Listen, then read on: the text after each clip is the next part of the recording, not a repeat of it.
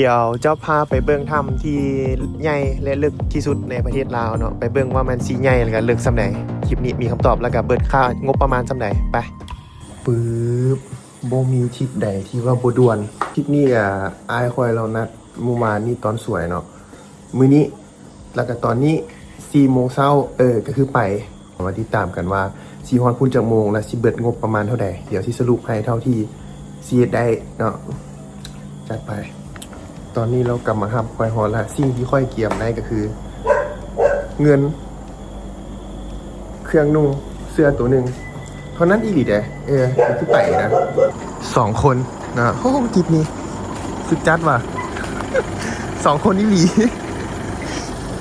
คันสุดด้วนนี่คือได้ไปเนาะคันสุดแต่แบบนัดกัน 2-3 ทริปนี้คือไม่ได้ไปเพื่อแรกคือทางด่วนซอดปึ๊ดบางเบียงเลยทางเบื้องนี่ปึ๊บมีบอกแล้วว่าออกมาแล้วบางเบียงเลยอันวะมาบมาเลยนะขอโทษเชนี่ก็สิไปกับมาแม่เบื้องบอลลูนก้อนนี่กำลังขึ้นเอาเรื่องฮอตบางเบียงแล้ว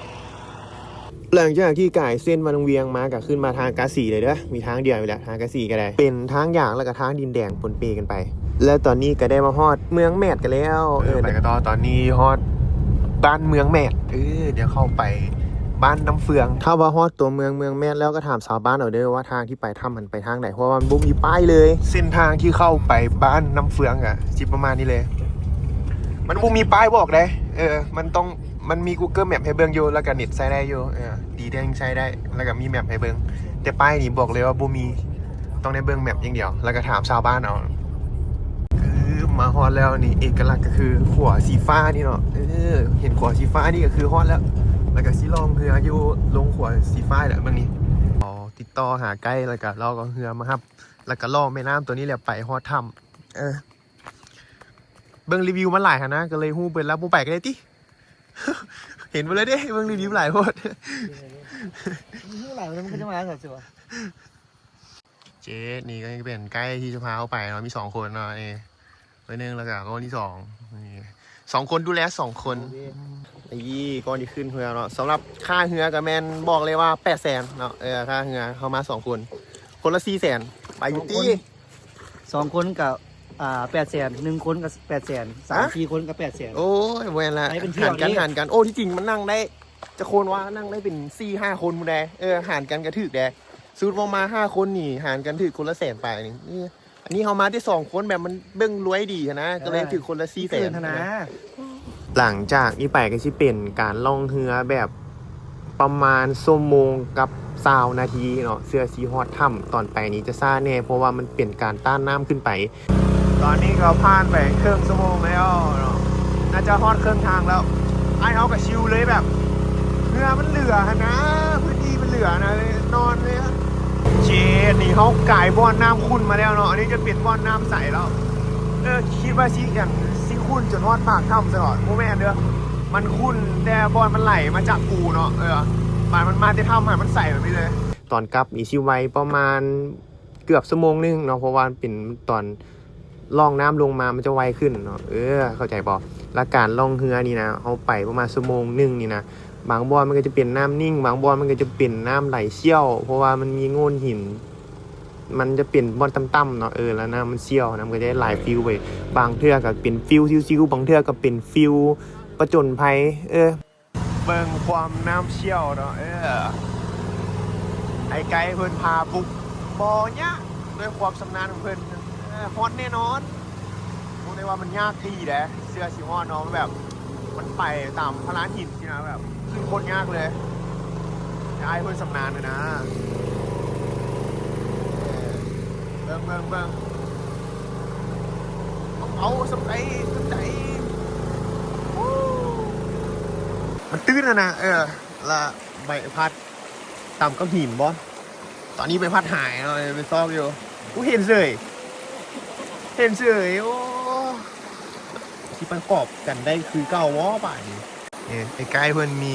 สำห้องนี่เนาะนี่เพื่อนออกมาแล้วก็ติดตั้งคืนเตรียมไปต่อท่านบอเนี้ย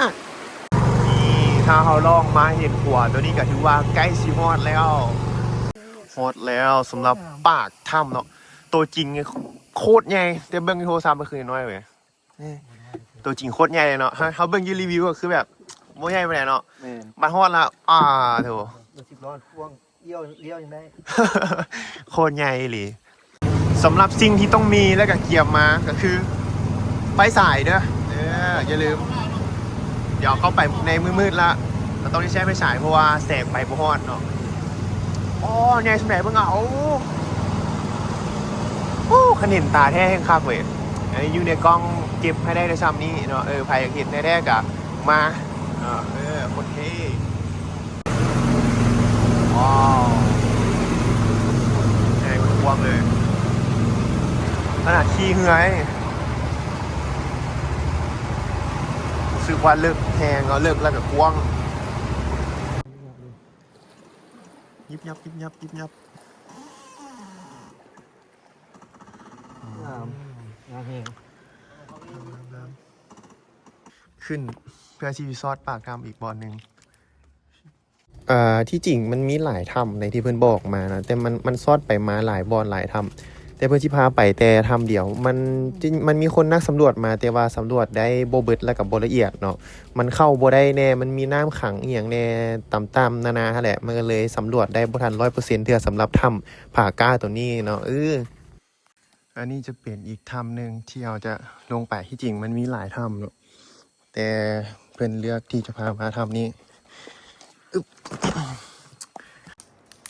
บเข้าไปทำแล้วมีป๊อปคอร์นอยู่น้ำตามนี่เยอะเพื่อนเป็นเลื่อมๆไม่ในกล้องไม่เห็นไปไหนไปนี่เห็นวะเลื่อมๆนะโอ้โคตรคักว้าวตาจริงสิเป็นเลื่อมๆมาอยู่กล้องไม่เห็นแล้วก็ถ้ำอยู่ในนี่เนี่ยเพื่อนจะบ่มีไส้ไฟเดิมก็คือถ้ำที่แบบที่เป็นสถานที่ท่องเที่ยวแบบ 100% นะอันนี้จะเป็นจับไฟสายมาแยงเบื้องอย่างเดียวเลยจะบ่มีไฟโซจะเป็นธรรมชาติแบบชีวะ 100% กะว่าบ่ได้นะเพราะว่ามันแบบมันมีคนเข้ามาแน่แล้วนะมันก็เกือบ 100% ซะที่ยังเป็นความธรรมชาติอยู่เนาะเป็นเม็ดน้ำนี่ว้าว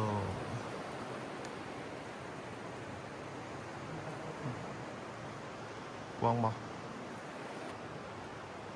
เบื้องพื้น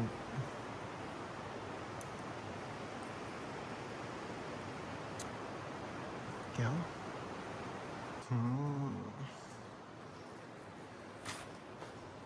ย้อยลงมาเบื้องทางออกครับปานอยู่ในหนังเลยโอ้มันคือแบบคล้ายๆคือไปเบื้องยี่ห้องหนังแล้วมันกำลังสายอยู่แต่มันโมแมนไอ้นี่มันเห็นตาจริงเลยมันเดี๋ยวให้เบื้องแบบบอมีเสียงภาคดีกว่า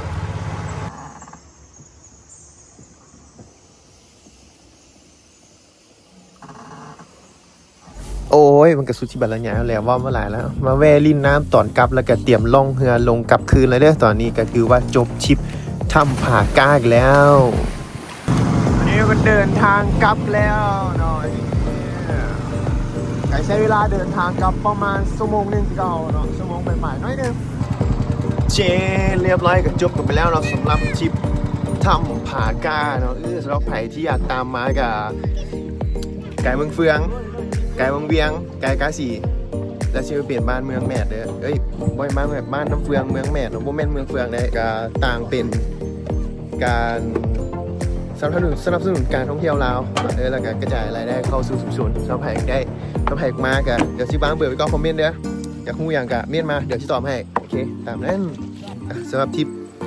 ถ้ำผาก้ากับที่ประมาณนี้เนาะไผ่ตามมากะตามมาได้คักๆม่วนดี